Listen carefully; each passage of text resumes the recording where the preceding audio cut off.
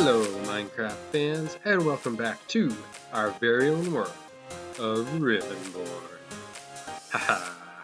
That's right, we're coming back to you from that single-player world where we're building a world with a bunch of colorful places and characters, and we're building a story to go along with it. An epic tale that tells why everything is where it is. Anyway, last time we were here, we built our sort of factory, warehouse. What do you want to call this? Definitely looks like a factory or a warehouse. Tree farm, fully redstone powered and TNT enabled. And since then, I've been doing a little interior decorating. Yeah, I've fancied it up, or rather, themed up the inside. And let me give you the tour. So first off, there's still a lot of work to do on the terrain, but I'll do that little by little. In fact, let me do a fly around real quick. Whoa, low on rockets here. You can see that this cliffside that this factory is resting on leaves a little bit to be desired. There's actually a huge hole here where there should probably be some kind of a cliff face, but all in due time, all in slow, methodical due time. Let me give you the tour of the inside. We go in the entrance, and immediately you see that there is no floor. It's sort of just a catwalk. Maybe I should be doing this at night. You have to imagine this is dimly lit, and there are some windows, but at night, when this thing is operational, I mean, it's on 24/7. It's much spookier in here. We've got one catwalk leading up to the left and one ladder leading down to the right, and I've made sure that all of this is fully compatible with the mechanism. So let's go down first and see what we have down here. A little landing platform where you can overview some of the work and some of the redstone, and you go around and continue down further into the depths of this beast. We've got a couple of supplies here, maybe a workstation, an interesting redstone wall. I don't know what I was thinking, but this is kind of like a control panel or like the brains of the operation here. Some of the wiring that's probably not safe to be exposed. But the people that build this were not up to electrical code, I can tell you that for sure. Well, right up here are our stairs, which lead to the farm, which didn't change. So there's that, except that I put a wall underneath them. And then around the side, we have a few more walkways. So first off, we've got this sort of pit that exemplifies how this building was dug out of the mountain face here. And once they had enough room for what they were doing, they didn't bother prettifying it and making it comfortable. So they just left it as a rocky pit. Now over here, if you creep your way across this catwalk here, you can get over to this side of the mechanism for all your servicing and tinkering and checking the shovels. Yes, there are shovels. I don't know why there's two shovels in that one, but that's what there are. And then you can go down through here to get into the meat of the farm, which is, of course, the output. So remember, the logs come through here and they get shuttled down through here and piston feed taped down there, and we can follow them on their journey by descending into the depths. And this is what I was talking about with the low light level, and hopefully everything down here is spawn proof, although let's just not test that theory too much. Down here we can get into a little control station where I imagine the exhaust for this TNT farm is sort of vented, and then also there's a few controls to keep it running 24/7. And of course down here in a highly protected room is the output. Wow, it farms trapdoors apparently. But enough of that. Let's go to the other secret that this place has. There's actually another path which goes this way. If you hut up here and then crouch and skirt along the sides of these hoppers, you can get to where the bone meal storage is right here. It's empty. Oh well. And you can go service this side of the farm and hopefully not fall down because there's not a way out. There's no secret entrance down there. You're just meant not to fall down there. Oh, and of course you can go this way as well if you need to check that the TNT dispensing mechanism is all okay. That light is actually probably pretty close to the explosives. We might want to be careful. Lanterns are not the most reliable in the real world. Fortunately, in Minecraft, they never catch anything on fire. All right. Now on up here, we have the other secret of this building. But first, a nice view of the dropper tower here. Very cool. And then a blank wall. I should definitely do something with this. I forgot I was going to come up here and add some furniture, so I'm going to have to do that soon. But fortunately, this part is actually pretty safe with safety rails. As you saw, not very many parts of this building have safety rails. Now, if we go all the way up and turn around, we get off at the top floor, and there's this little unassuming office space up here. And if you go inside, you see that these folks are ready for business. We got a map of, right now it's a map of this village, which is not very big. Plus, all the buildings here are covered in snow. So, here, can I get up here? I know I can. The trapdoors are getting me. I have to fly up here? What is going on? There we go. Look at this. We got a snow-covered building here and a snow-covered building there, and you can't actually tell that we've done any work here at all. So, but yeah, this is going to be a map of the village. We've got a few supplies here in the forms of crossbows for making sure that nobody gets in without a password, and a couple of explosives here, and some barrels for more supplies, and lots of space for more of their conspiring and planning and plotting, and that's what they're doing up here. Now, our hero in the storyline is not immediately taken up there, but he is given a tour of the tree farm, and at this point, we're not exactly sure if these are good guys or what. They've captured our hero, so they've said that they're good guys, but he's not exactly sure since he was kidnapped and brought here by force. But he's given a tour of the cool, awesome redstone stuff that they've been inventing, and he gets to make his own decision based on everything that he sees, whether or not he's going to put in with them and help fight their battles, or whether he is going to go his own way, or maybe fight against them. Well, wasn't that fun?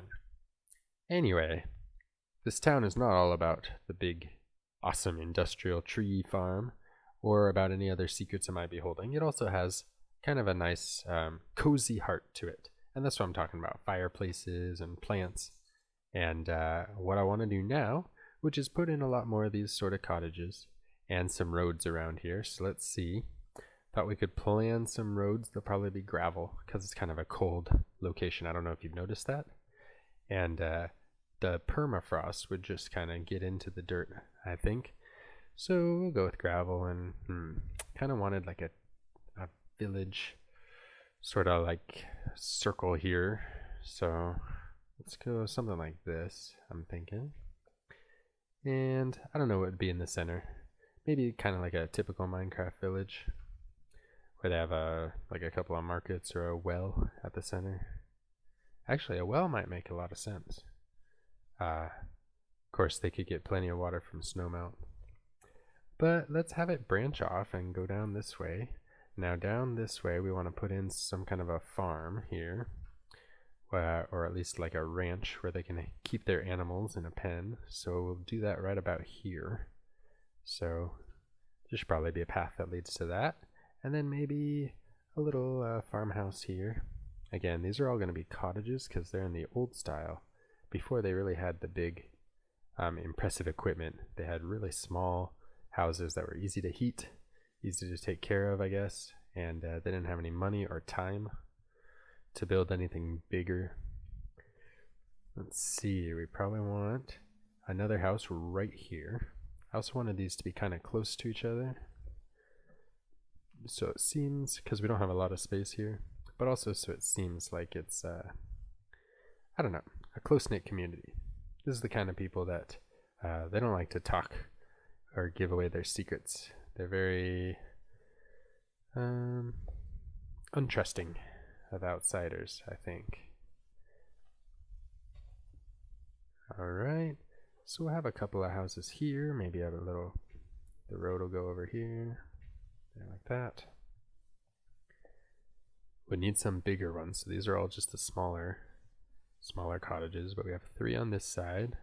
Let's do a bigger one. Not sure what we're going to put here. Probably something more interesting. So not there yet. But maybe we'll have a big one right here, and we'll have to kill this tree. But yeah, let's make this kind of a nice, maybe like a 2-family cottage or something with a little L shape in it. I think that'll be good. Right about here, and the path will go right past this straight up to our gate, which we built a couple episodes ago. Here we go. On up here, and there's definitely some terraforming that'll need to be done, because I am not loving this slope. I'm thinking maybe we'll have some kind of a pathway. Get out of here. Run away. There we go. Maybe like a pathway that goes right up the side and then just a drop off. And we'll be able to put some buildings, because I don't like this nice gentle slope here. That's no good. No good for anybody. And you know what? We probably need... yeah, probably need to fill this in with dirt and put a house right here. So I'll just mark that out briefly, and then we'll get on to building. And now I've done most of that. At least the gravel pathways are in, and they'll need some detailing, but the foundations are laid for the buildings. I made a few sizing adjustments to make sure they had odd centers, because even centers is something we are only doing in Mistglade, because that's a challenge that I don't need in every single village that I make. But yeah, so the village folk are starting to build their little cottages and connect them with roads. That's how that works, right? And we got attacked by pillagers, so our pillager flag grew. I expect that's going to happen a lot here. But yeah, I think I'll leave the little ranch house over here to a different episode. But we have 1, 2, 3, 4. Yeah. So 4 houses to build up, and then put some nice plants and trees. Make maybe a bigger tree right here. Although this is kind of it's kind of telling how pathetic this one is. And then, I don't know, start working on the walls or something. That'll probably be enough for an episode though. But yeah, there's lots of ways to improve this. So it's only just beginning. But let's do that. Let's begin. Cool. So now we have 3 identical houses, or at least these 2 are frames. But you can see they're all ready to be filled out, and we want to make them a little bit different so that they're not perfect copies, even though right now they are so far. So for this one, I'm thinking oak. We just, take a little bit of the materials nearby. For some reason, there's oak trees up here, and this house gets a little bit of a different look to it. And so I'll test that out and still use, spruce trapdoors for the window shutters, because obviously oak trapdoors let in way too much snow. But how about this one over here? This one I'm thinking is going to be a little bit richer, although it's still tiny. And so we'll fancy it up with some of these note blocks and see if they mix with spruce or maybe oak or something. But this is what I'm thinking. Actually, that looks pretty cool. So maybe all note blocks like this, or maybe just some note blocks. I'll work with it and come up with a way to kind of differentiate the 3 houses on this block. Well, I have a feeling that this is never going to get snow. Good for taking a shower though.